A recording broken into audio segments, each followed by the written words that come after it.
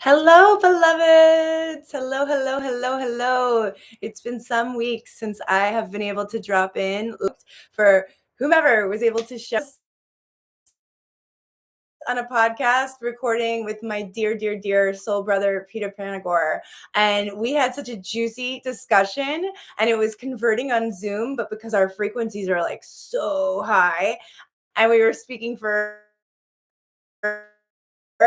the technology we just recorded on Zoom. So pardon my being a few minutes late.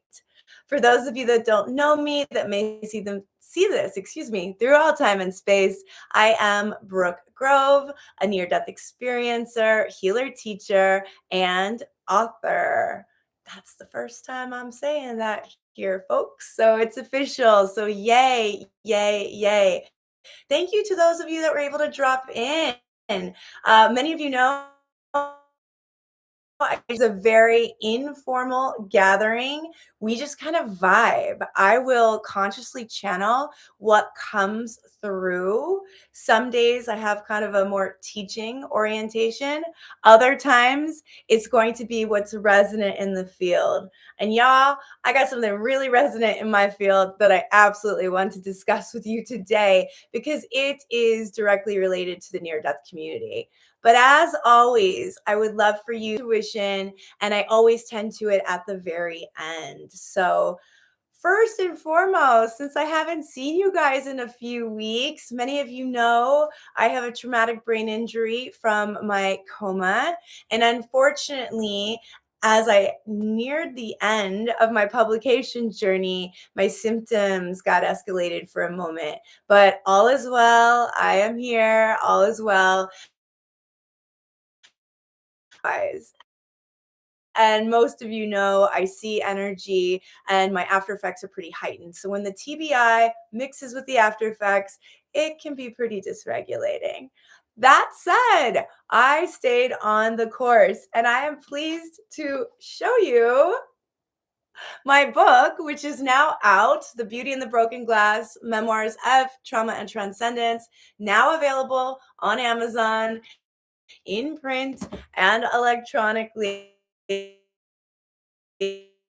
I want to acknowledge the brain injury because I chose to be an indie author. I wanted to tell my story my way. I did not want to sensationalize the ineffable because, babes, my story is already sensational. You do not need to expand upon that aspect. Yet mainstream publishers, they wanted to sensationalize the near-death experience. They wanted to completely bypass the 15 years of integration. They wanted that to be like a chapter work. It is the core of my beingness. It is the core of what Peter Panagor and I just discussed for saying my internet connection is unstable. Again, guys, I have big energy right now. It's the core. I'm backing up a little bit. You guys know I can't be mic'd or sit too close. So it's the core of what I do. It's the core of who I am. It's the core of an embodiment journey with a mystical or near-death experience. So health stuff, which is very real and very alive in this culture, and it needs to be destigmatized. It needs to be talked about. It needs to be looked at with accountability and openness, and most of all, tenderness. So as someone who was treated quite hostily, excuse me, when they woke up, I knew that I wasn't going to tell a fluffy NDE story. And I knew that I wasn't concerned with approaching the mainstream. Yes, I hope it falls into the hands of everyone that needs it. And yet, I'm not for everyone. I own my weirdness. I celebrate my weirdness. Like I love my weirdness. And it's taken a long time to get there. And so I wanted to do it on my terms. But an unfortunate part of doing it on my terms is that I have a traumatic brain injury. So like screens, in addition to being frequency sensitive, and that injury. For me, screens are very challenging.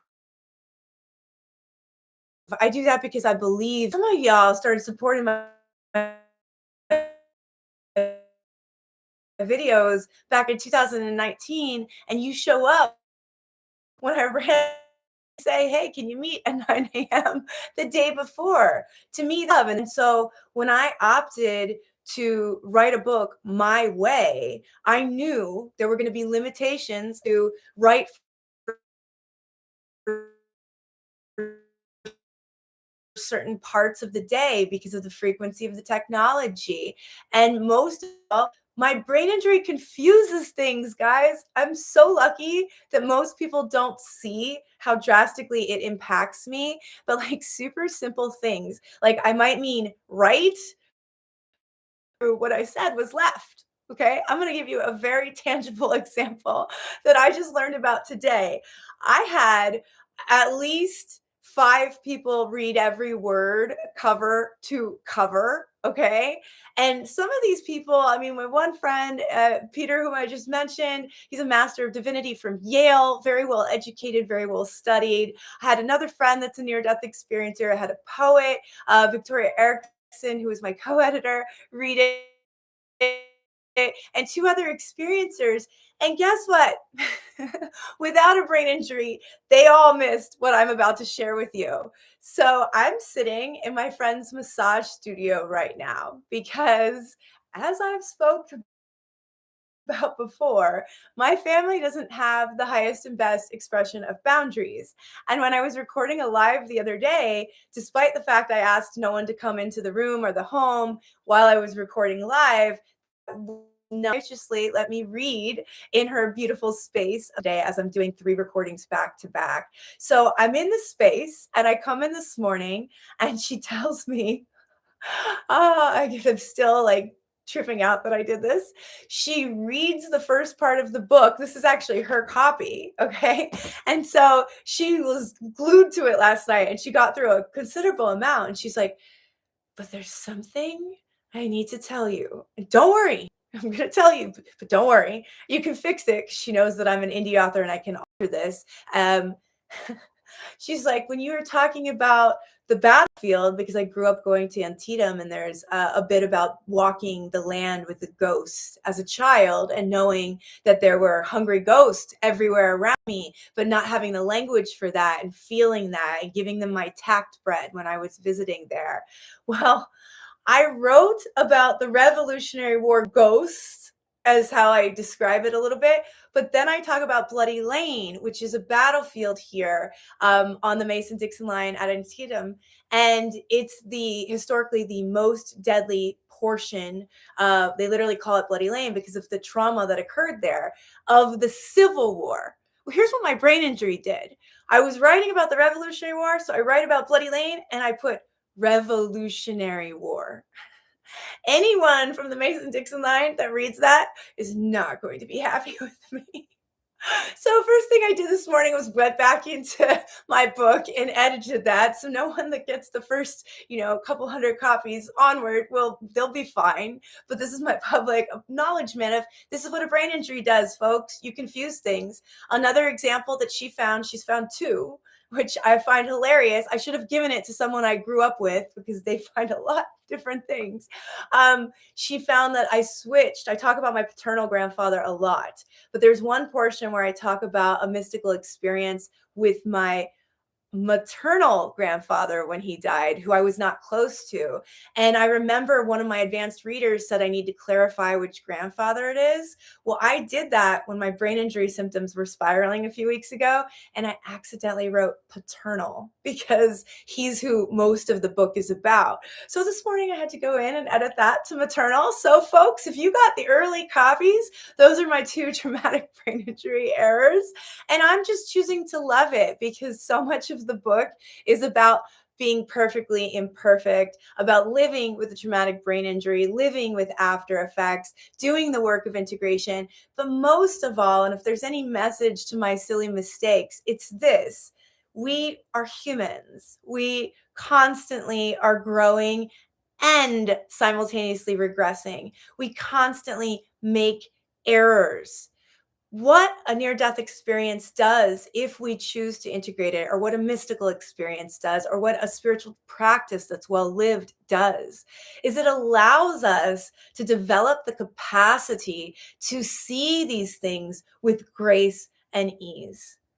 There is a time when I was an academic and a scholar and was at a prestigious school, really competitive, I would have self-attacked for these errors. It would not be something that my ego can just kind of laugh about and fix and pivot out of. It would have caused a shame spiral because I was deeply in my wounding and I was living from that place. So the beauty, and again, this circles back to the title, The Beauty in the Broken Glass. The beauty of doing the work is that you do become your human expression of the same beloved unconditional divinity that the Creator holds for us. The Creator does not judge these errors. The Creator doesn't judge me.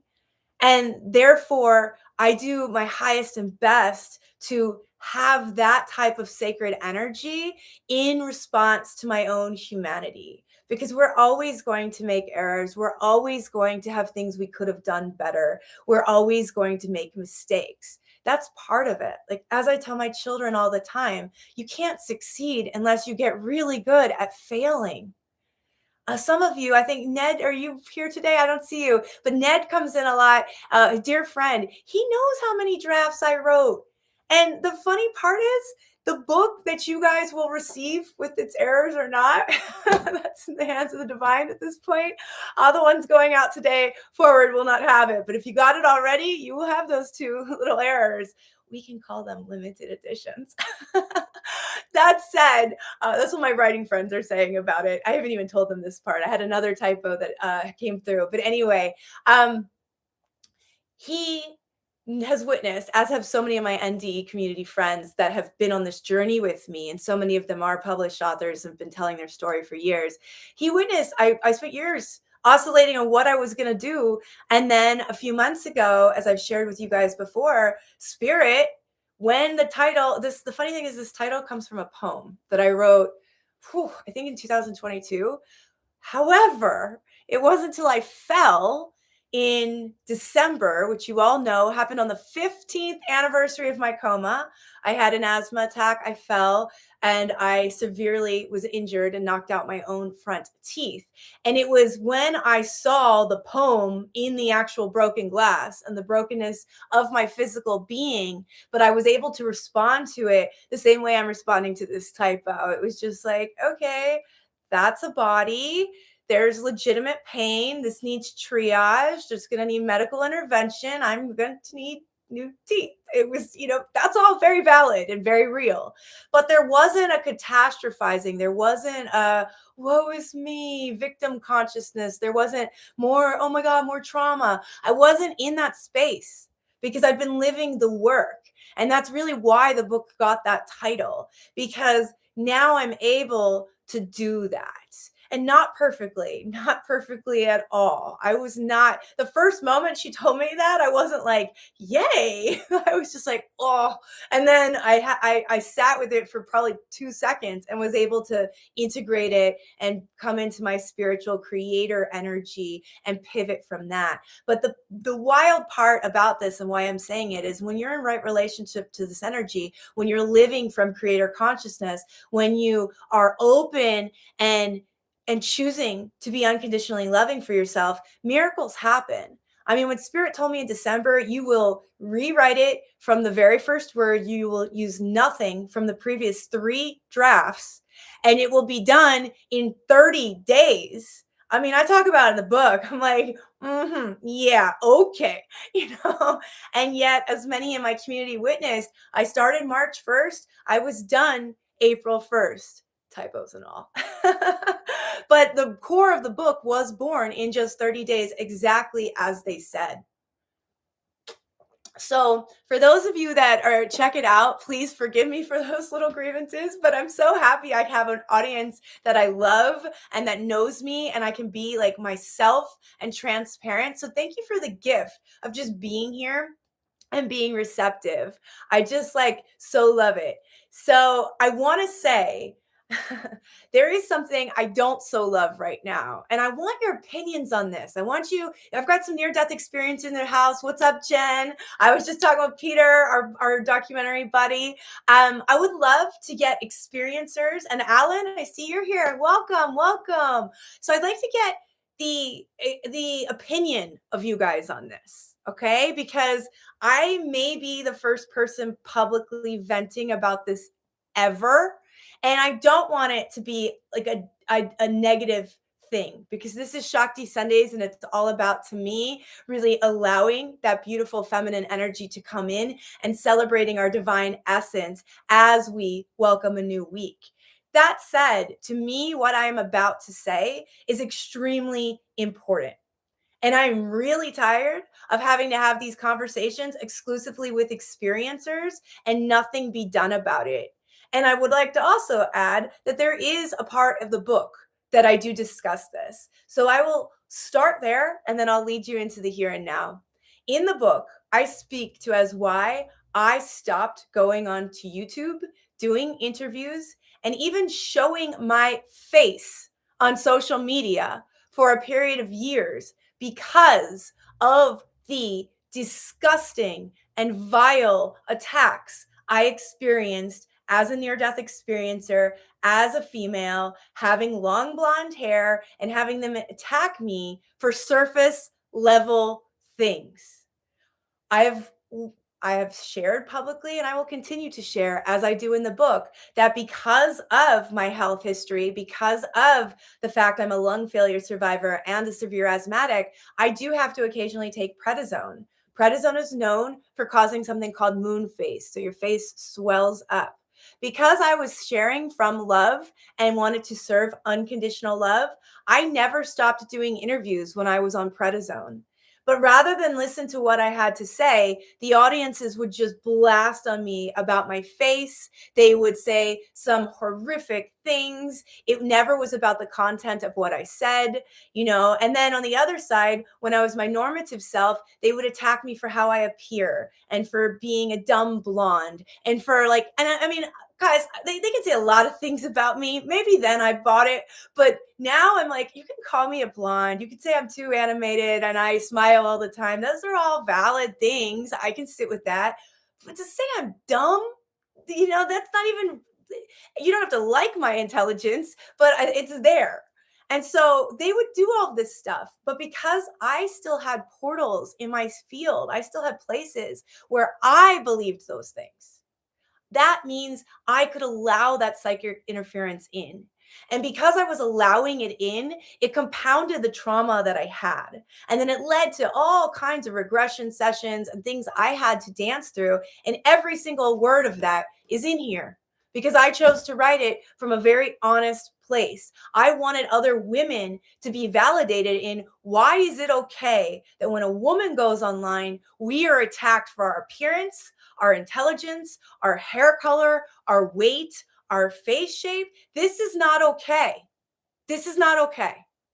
And so that brings me to the here and now. I shared that vulnerably and tenderly to acknowledge why I stepped offline for a period of time and to share the work it took to get past that wounding and to show back up in my sovereign feminine power as I am, no matter if I have prednisone face or not. I don't care. Okay. I am my soul being. It is my soul, my divine essence that channels. It is my soul that came back and chose to came back. It is my soul that wrote those words. And it is my soul that matters. And to me, if you were in a near-death community and you were talking about consciousness and spirituality and unconditional love, why would you go into a comment section just to tear a person to shreds? And this is the test. This is the spiral of authentic healing. I put this book into the world just this past Wednesday on July 29th. Okay.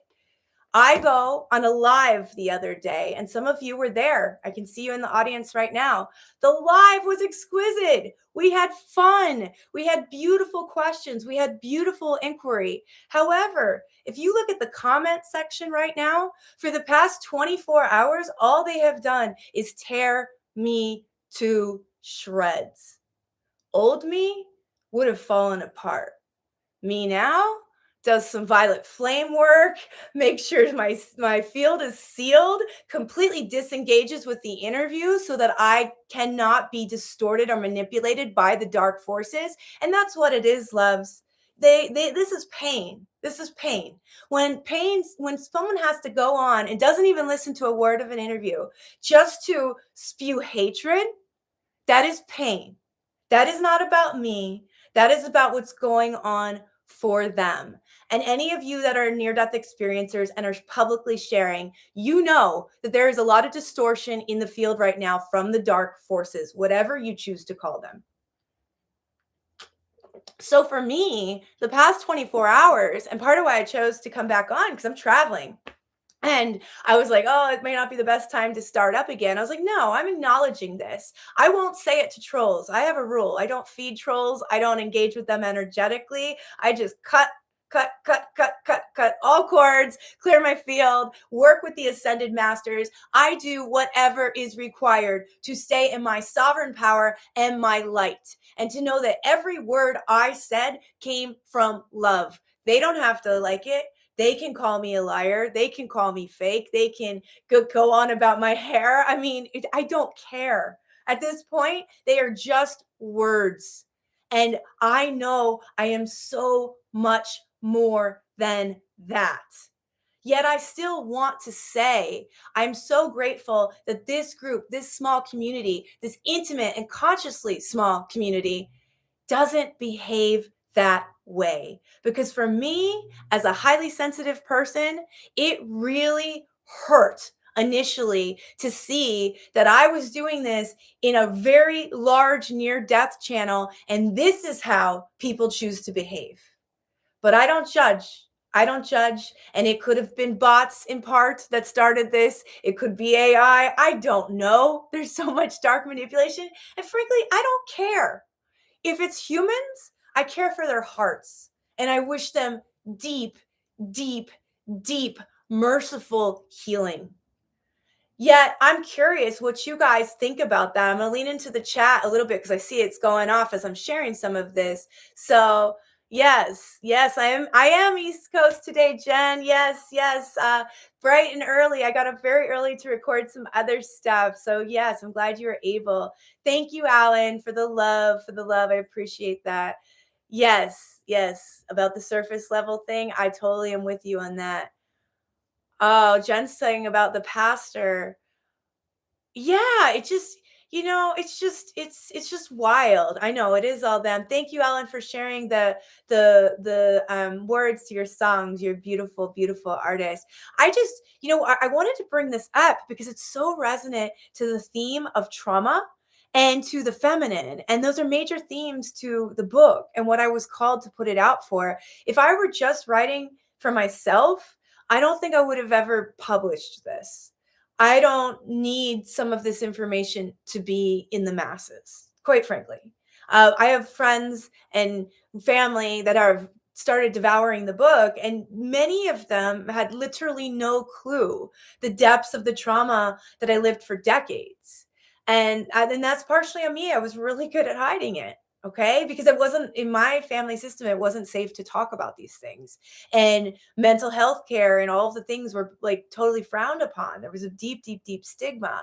So I see that kind of energy in the near-death community right now, insofar as I know this isn't just happening to me. I seem to be a really good catalyst for it because it seems to happen a little bit more. And I do know that my big energy and the fact that I smile all the time and I move my body, it drives some people bonkers. And I'm very informal, and that's triggering. But again, triggers are invitations, dear ones. When we are triggered, when we are being activated, as my mentor and friend, Dr. Gabor Mate, taught me, he was like, the trigger's not the problem.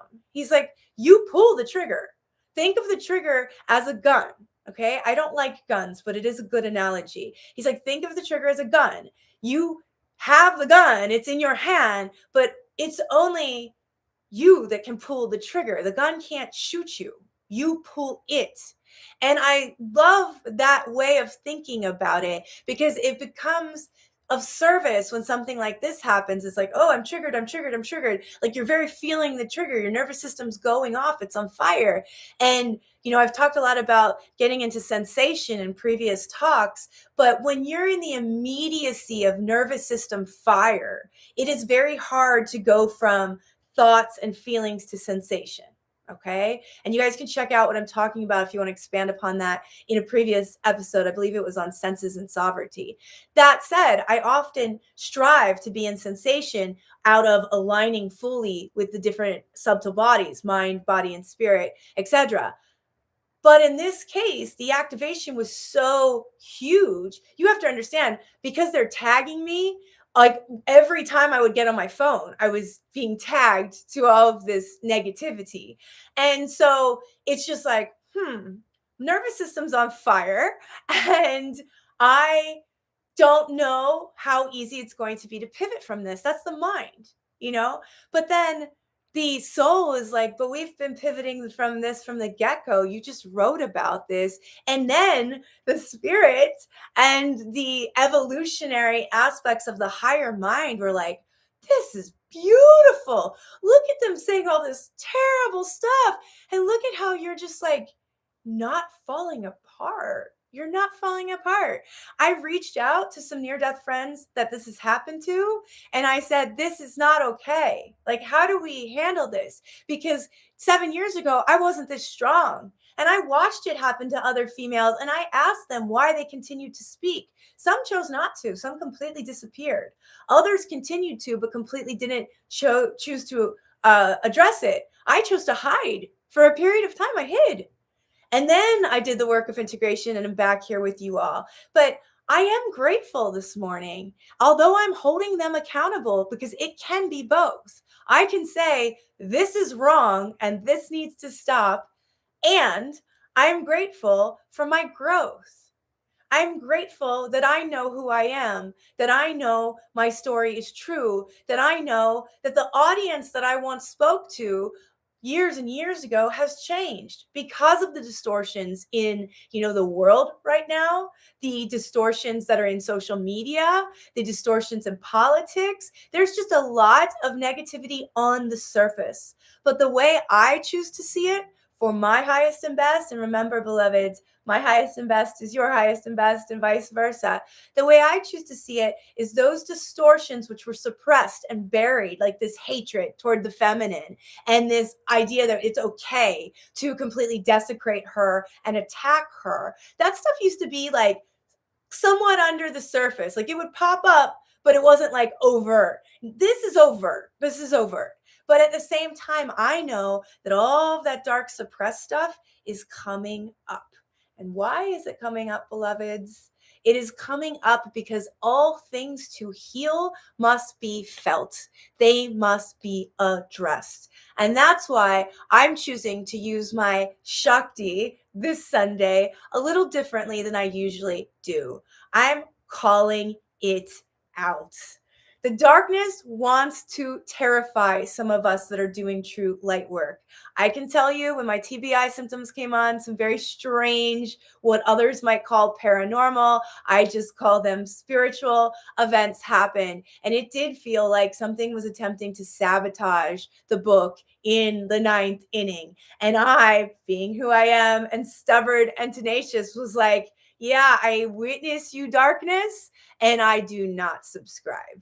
And I stayed in my sovereign light, and I knew the light held me, and that if you are not scared of darkness, it has no power over you.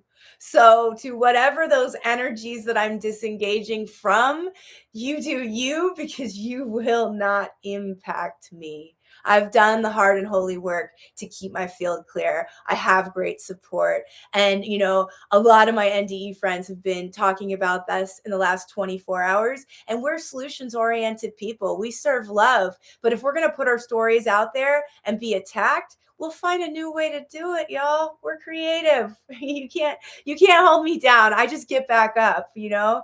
And so thank you for allowing me to say that, because I'm just tired of witnessing it in comment sections, not just against me. It makes me upset and hurt and puts me in my maternal energy when I see them doing it to my friends. And I've had to witness that now for 7 years. But again, I will say recently it has become more vile. So I just want to hold space for that. And I want to honor that, yeah, this situation sucks. And there's a blessing to it. There is beauty in the broken glass. And I really hope if you read the book that you understand that the reason I was willing to put so much of this out there, the reason I'm willing to allow these people to just completely desecrate me and say the worst things, is because I know that I am serving something that comes from divinity. I know it heals. So many of you have worked with me. So many of you have found the videos healing. So many of you have sent your family and friends my way and to other NDErs.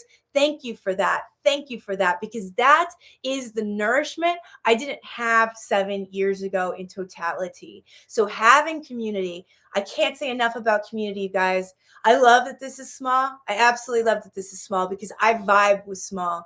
Look at what's happening in those comment sections. It's I don't know, there's like 600,000 people on this channel. It's just people that aren't even watching, projecting and saying whatever they want to say. And once someone goes negative, that spirals the next person and gives them permission.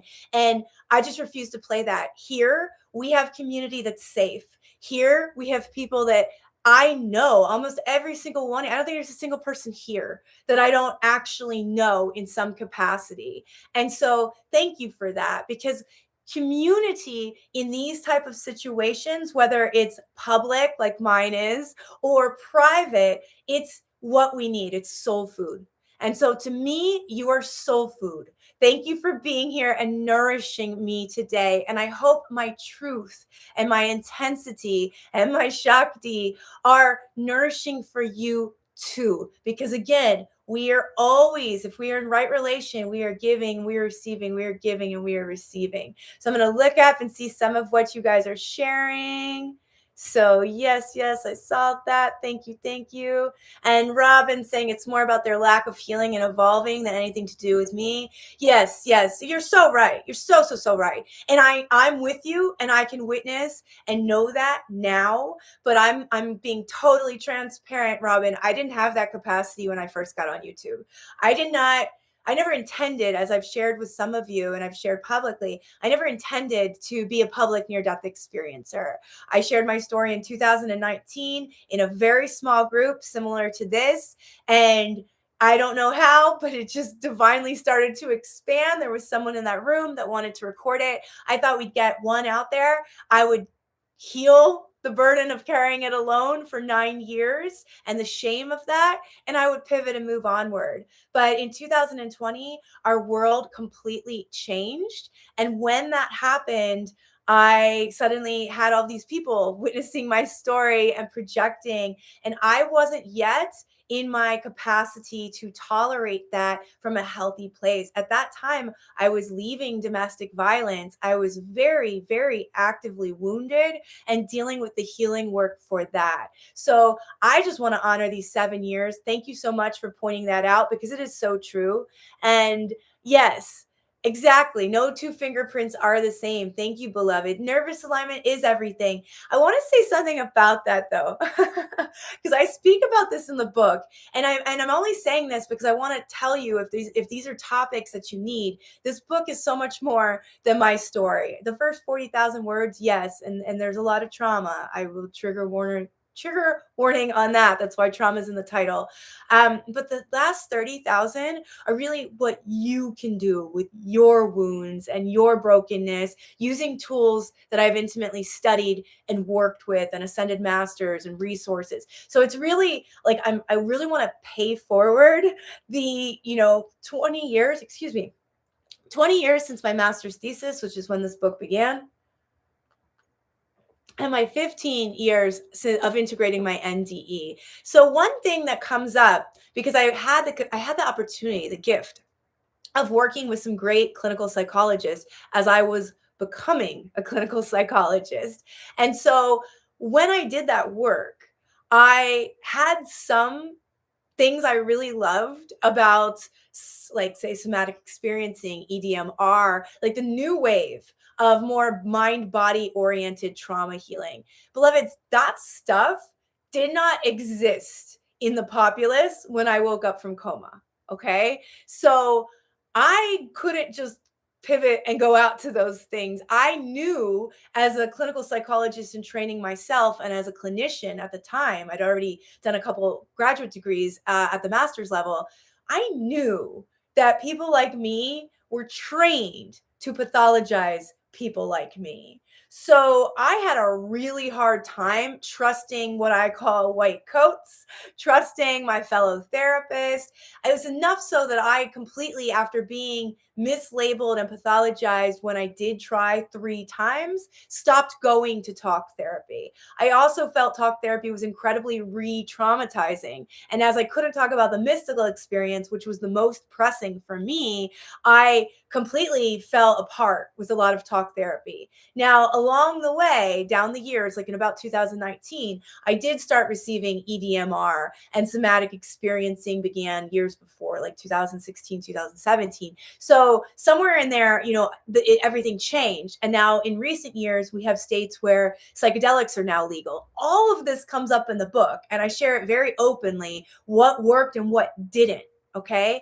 But one thing that I did not resonate with, and I still struggle with, and I talk about this openly, is this idea of nervous system alignment with trauma.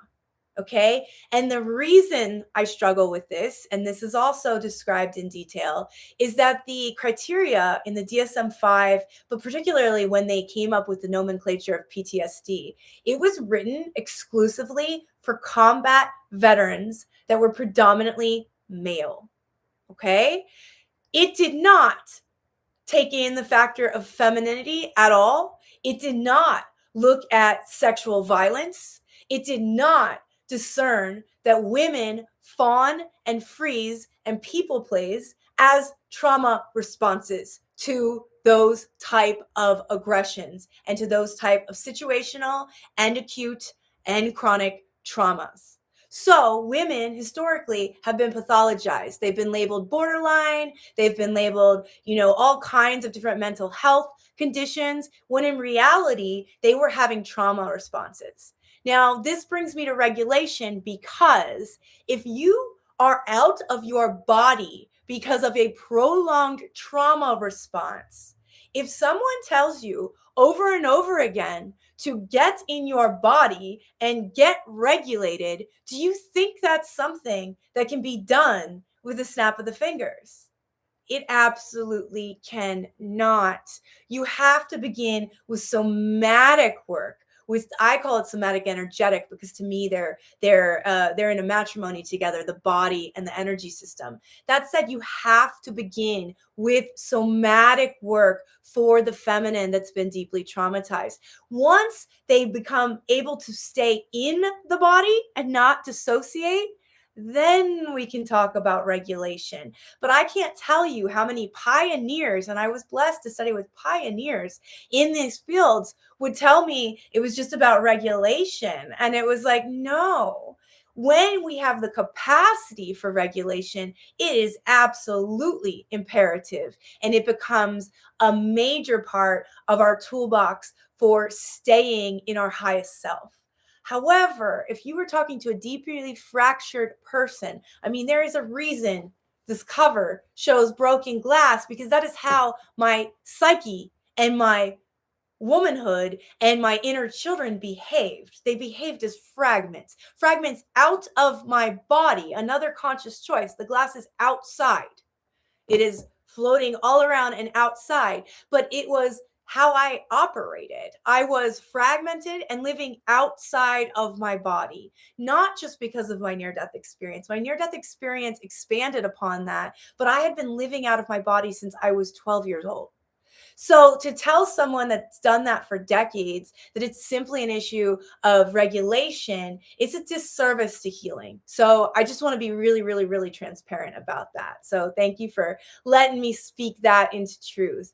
And yes, I love all this stuff. Accountability, you're right. Accountability, growth, highest and best always. Absolutely. And Jennifer's saying it's about the purge. Absolutely. I mean, that's part of what this is. I get to talk about both sides of it. And that's a purification, because the old me, part of why I hid and part of why it would turn to self-sabotage is because I didn't vent it. I didn't express it in a cathartic, healing way. And there's a difference between just dumping, frustration on people and saying, hey, this is what I'm struggling with. This is what's working. This is what is absolutely awesome about it. And this also is what needs to change. Okay. So that's really my beingness in showing up with this today.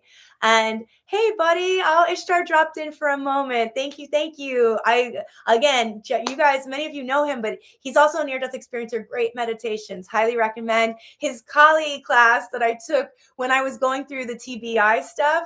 Really helped me. I've always had a deep understanding of Kali as an archetype and energy, and just really like practicing that mantra when I was going through this was so transformative. And I'll likely practice it today because it's good and it's in resonance with these themes. So yes, and Robin saying, talking about it draws it out and is important. So yes, I absolutely. I mean, my support has showed up. I can tell you, I reached out to just 2 NDE sisters yesterday, and we were in constant, reciprocal connection, and they got to share some of their experiences that they've never ever shared. And so it became very healing for the thread, for the group, for everyone. So I want to offer you that too. Sometimes the things that you think are taboo or that you might not want to say, like, this is public, I'm saying it publicly, those are the things people need to hear. I know this is happening to other experiencers. I know this is normative on social media, and I know it's extremely normative for it to occur towards the feminine. So we're speaking to all of that, and we are consciously supporting each other in the here and now. Oh, Serenity, thank you for your presence as well, and for sharing your wisdom as well. I so appreciate it. Next week, I am going to be at Seattle. I will be speaking for Seattle IANDS, which is the International Association of Near-Death Studies, in what I call my home chapter. It's not actually my home chapter. Again, this might be a brain injury thing, or it's just a Brookeism, as my friends call it. But I first chose to begin speaking in Seattle in 2018.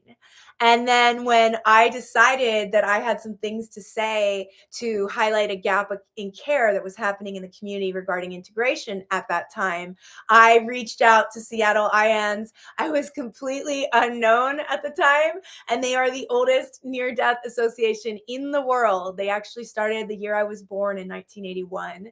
And so I reached out to them and was like, hi, I'm Brooke, and I have a lot of things to say that no one's saying. Could I speak for you?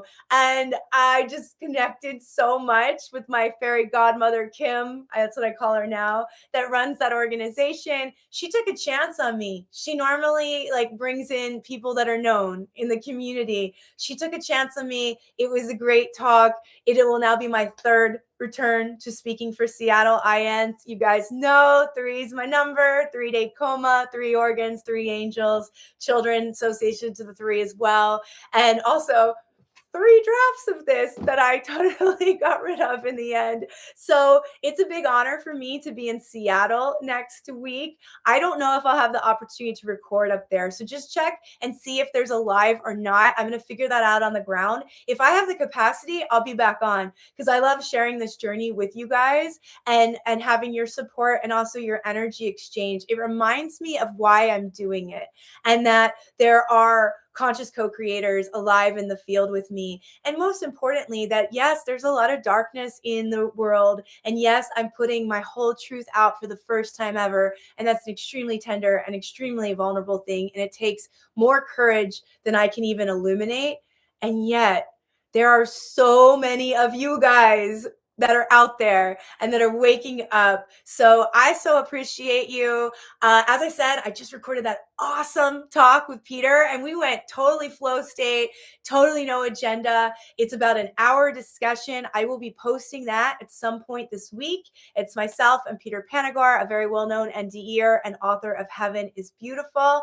And now, after I exit here in a moment, I'm going to go record with my friend, the poet Victoria Erickson. She was my co-editor. We're going to laugh about my little TBI mishaps and how everyone else also missed it. Obviously, no historians read the final draft, but if you could, live comments do not go up until 24 hours later. So to invite some new energy in here when it's called, if you could please like the actual video on your way out, and please, when you have the time today, drop a comment in the actual video, not the live, please, as it just helps the algorithms. As my channel's having a near-death experience because I didn't come on it for so long, and then I haven't been able to be consistent, and I'm all good with that. But I know, because I've been speaking publicly here, that there are a lot of people that need support and community, and they're looking for a soft space to land and have people they can just talk to and be with at no cost. So if you could kindly do that for me as an energy exchange, I would much, much, much appreciate it. With that, I will be back when called for Shakti Sundays. Typically, it's just going to be me channeling something. Today, I had a lot that was channeled as well, but on a very, a multitude of pretty serious subjects. So please hydrate. Please ground. Please hug yourselves. Give yourself a big old love. It was a heavy conversation today, which isn't normally my vibe here, but I feel it was a necessary conversation. So thank you for witnessing me. Thank you for receiving me. Thank you for treating me with kindness. Thank you for being medicine for our awakening world. I love you all, and I will see you again shortly. Stay tuned for those new videos dropping later this week. Goodbye for now, beloveds.